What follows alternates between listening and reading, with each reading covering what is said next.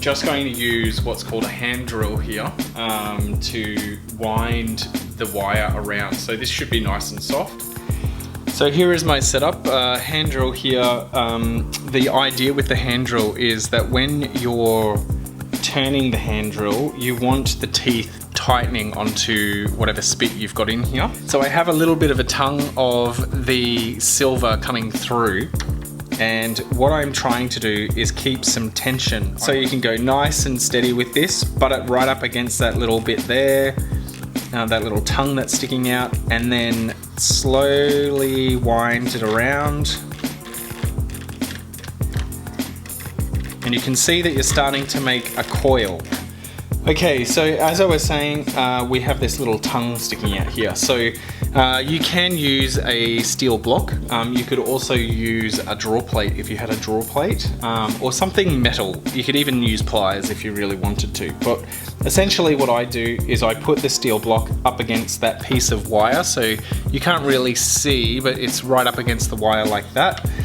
And I keep on twisting a few times until I have a nice flat piece here. I'm going to go in and I'm going to snip that off.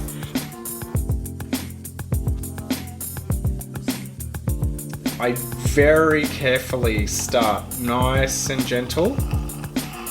No pressure whatsoever, just the weight of the actual saw frame.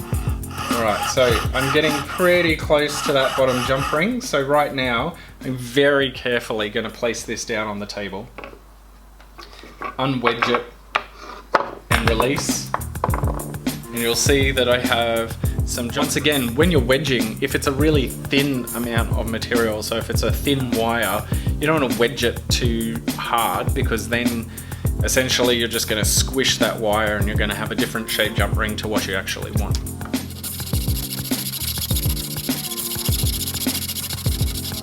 So I slowed down towards the end because you will feel more pressure on your blade from those jump rings that are being compressed, because you were coming down to the end. But here I have several jump rings and they're ready to go now.